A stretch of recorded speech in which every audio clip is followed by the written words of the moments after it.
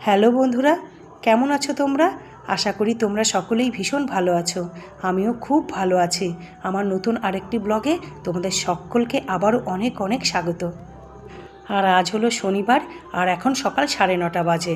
আর আমি এই সকাল 9:30 থেকে আমি আমার আজকের ব্লগটি শুরু করছি। আর যেহেতু অনেকটাই বেলা হয়ে গেছে, তাই জন্যে না সকালের দিকের কাজগুলোও হয়ে গেছে। যেমন ধরো বাসি কাজ করা, টিফিন করা, বরকে অফিসেও চলে গেল।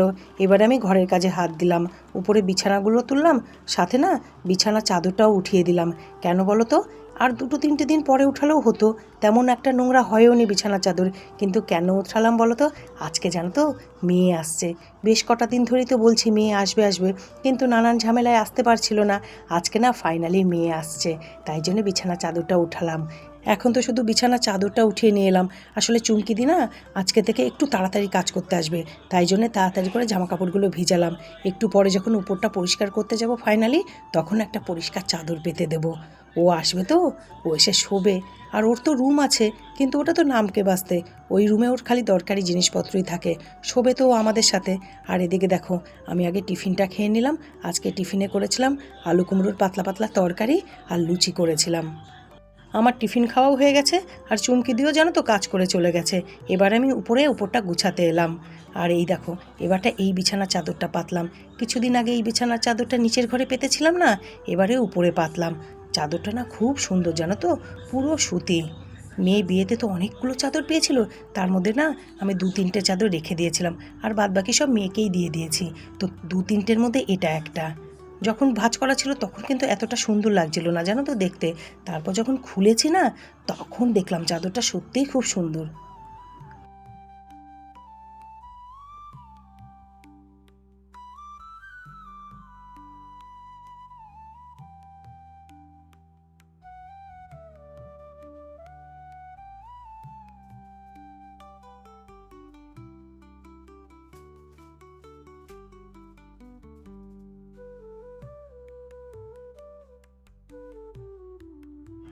আর দেখো, আমার পুরো রুম গুছানো হয়ে গেছে, সুন্দর করে একদম পরিষ্কার করে রেখেছি।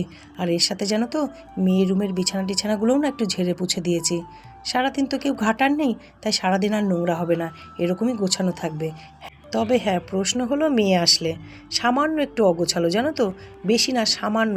আর সেটা হলো জাগার জিনিস জাগায় রাখে না। তাছাড়া না ও ছোটো থেকে কোনো জিনিস ঘাটে, না ধরে, না ভাঙে, সব কিছুই সব সুন্দরভাবে রাখে। শুধু একটাই কি, যখন যেটা ওর দরকার লাগে সেই জাগার জিনিসটা জাগায় রাখে না। তবে জানো তো, অনেকটা কাজও না আবার শিখে গেছে। এবার যখন ওর বাড়িতে গেলাম তো দেখলাম না বিছানা টিছানাগুলো না বেশ সুন্দর করে গুছিয়ে রেখেছে। কি বলো তো, ছোটো থেকে যেটাই দেখেছে না সেটাই শিখছে। একটু টাইম লাগছে, কিন্তু শিখে যাচ্ছে। আর তাছাড়া বয়সই বা কী বলো, আর বিয়েই বা কটা দিন হলো। আর ওর বাড়িতে না ওই জোর করে চাপ দিয়ে কাজ করানোর মতোও না কেউ নেই। আর ওরা না সেই মানসিকতারও নয়, তার জন্যই একটু টাইম লাগছে, কিন্তু শিখেও সবই যাবে। এদিকে তো দেখলে আমি উপরটা পুরো পরিষ্কার করে নিয়েছি, বারান্দাটাও পরিষ্কার হয়ে গেছে। এবার না ড্রয়িং রুমটাও পরিষ্কার করে নিলাম। আর ডাইনিংটা আর সিঁড়ির নিচটা তো আমি গতকালই করে রেখেছি পরিষ্কার, তাই ওগুলো আজকে আর পরিষ্কার করব না। আজকেই ড্রয়িং রুমটা পরিষ্কার করলেই আমার আজকের মতো ঘরদোর পরিষ্কার করা কমপ্লিট। আমি আগের অনেক ব্লগে বলেছি, আবারও বলছি, আমার না এই ঘর দোর ঝেড়ে পুছে পরিষ্কার করে রাখতে যে কী ভালো লাগে, কি বলবো। আমার ভীষণ ভালো লাগে ঘর দোর পরিপাটি করে গুছিয়ে রাখতে, এবং নিজেকেও গুছিয়ে থাকতে ভালো লাগে। এই যে আমাকে দেখো না, আমি কুর্তি টুর্তি একটু বেশি পরি, খুব গরমে একটু নাইটি পরি, কিন্তু নইলে সাধারণত আমি কুর্তি, শাড়ি, সালোয়ার কামিজ কিছু না কিছু পরি। এটা কিন্তু শুধু ব্লগের জন্যে না জানো তো, আমি না বরাবরই এরকম। আমি খুব একটা নাইটি ওমেন নয়, আমি ভীষণ ভালো যে নাইটি ভালোবাসি তা নয়। আরামের জন্য একটু পরি, যেমন স্নান করে একটু পরি, রাতে শোয়ার সময় তো অবশ্যই পরি।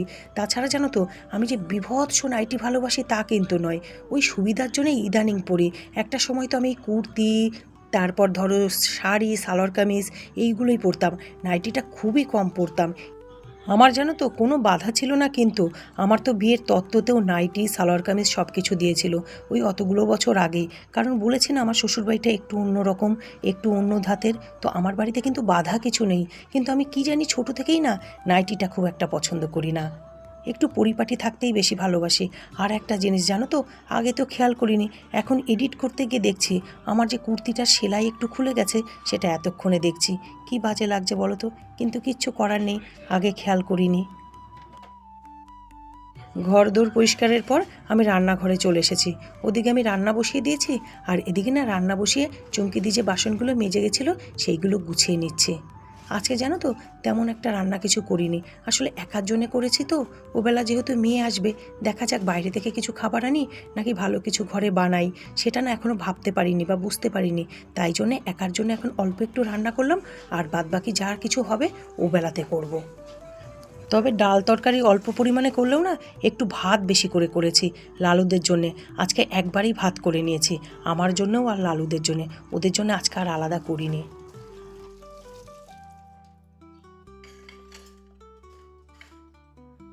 রান্নাঘর পুরো পরিষ্কার করা হয়ে গেছে।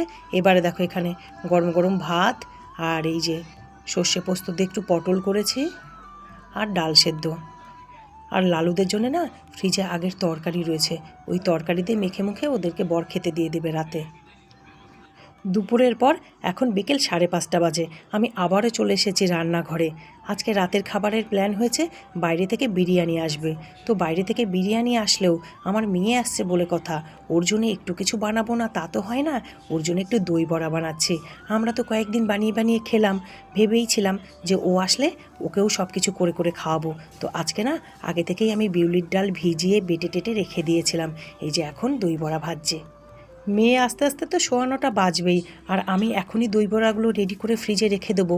মেয়ে আস্তে আস্তে না দই বড়াগুলো একদম ঠান্ডা হয়ে থাকবে, আর মেয়ে ঠান্ডা ঠান্ডা দই বড়া খেতে খুব ভালোবাসে।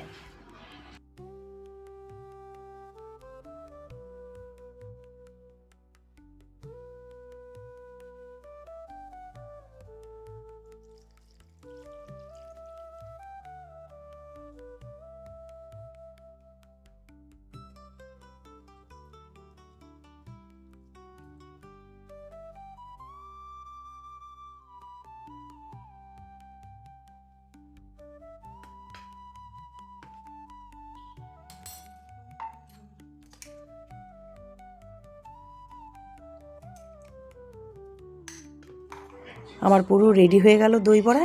এবার এটাকে নিয়ে গিয়ে ধরে ফ্রিজে রেখে দেবো। আর আজকেও জানো তো তেঁতুল দিইনি, নইলে আমি সামান্য একটু তেঁতুলের কাঠ দিই দই বড়াতে, দিলে খুব ভালো লাগে খেতে, কিন্তু আজকেও না দিইনি। কেন বলো তো, সামনেই তো কয়েকটা প্রোগ্রাম রয়েছে 25শে বৈশাখের, আমার গলাটা না একদম চোখট হয়ে যাবে, আর চোখট হয়ে গেলে না খুব মুশকিলে পড়ে যাব, তাই জন্য আর তেঁতুল দিলাম না। আর এখন রাত্রির 9:15 বাজে। বর আর আমি দুজনেই নরকটিদার টোটো নিয়ে এসেছি স্টেশনে মেয়েকে নিতে। আর বাইক নিয়ে কেন বলো তো আসেনি, আজকে আমাদের এখানে না সন্ধ্যে থেকেই বীভৎস ঝড় বৃষ্টি, মানে মুষলধারে বৃষ্টি হয়েছে, রাস্তাঘাট পুরো ভিজা কাদা কাদা হয়ে গেছে জানো তো, তাই জন্য। মুখে মুখে লাইট ধরে রেখেছো মুখটা দেখানোর জন্যে।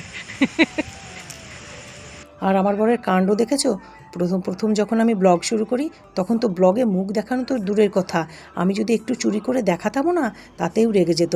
আর এখন ওর এত ভাল লেগে গেছে এই ব্লগিংটা, দেখো ওর মুখ দেখা যাচ্ছে না বলেই না ও মোবাইলের টর্চটা ও জ্বালিয়ে রেখেছে। আর এদিকে দেখো ট্রেন চলে এসছে, আর আমার মেয়েও চলে এসছে। বাবা কতদিন পর মেয়েকে কাছে পেয়েছি, মনটা না একদম মেয়েটার জন্য না দুজনেরই একদম ছটফট ছটফট শুরু করেছিল। আমি বুঝতে পারছিলাম ওর বাবাও না আর থাকতে পারছিল না মেয়েকে ছাড়া। আর ফেরার পথেই ডাবর মোড়ের দিকে এসে একবারে বিরিয়ানিটা নিয়ে নিলাম, নইলে না ওর বাবাকে আবার এই জলকাদার মধ্যে আসতে হতো। আমাদের দুজনের জন্য মা মেয়ে আর কি, দুজনের জন্য চিকেন বিরিয়ানি নিলাম, আর ওর বাবার জন্য ভেজ বিরিয়ানি। ওর বাবা বলেছে না খুব বেশি শনিবার ব্রেক করতে চায় না, শনিবারে ওর বাবা নিরামিষটা খাওয়ারই সবসময় চেষ্টা করে। তবে ইদানিং না একটু বোঝে যে এক আধ দিন যদি একটু অনিয়ম হয়েও যায় না, তবে আগে যেমন চিৎকার করতো সেটা আর করে না। তবুও ঘরে আছে তো, যখন নিরামিষ খেতে চাইলো আমি আর জোর করলাম না। প্রথমে না মেয়েকে একটু দই বড়া খেতে দিই, ওর খুব খিদে পেয়েছে, সেই দুপুরে খেয়ে বেরিয়েছে তো, আর ট্রেনে এসিতে না সেরকম একটা বললো খাবার ওঠেনি। তারপর এই যে বিরিয়ানি গরম করছি, সকলে মিলে একসঙ্গে খেয়ে নেবো। আর আজকের ব্লগটি আমি এখানেই শেষ করছি, আবার তোমাদের সঙ্গে দেখা হবে নতুন একটি সুন্দর ঝকঝকে ব্লগের সঙ্গে। আর ততক্ষণ আমার সকল বন্ধুরা তোমরা ভালো থাকবে, সুস্থ থাকবে, আর সব সময় হাসি খুশি থাকবে। বাই।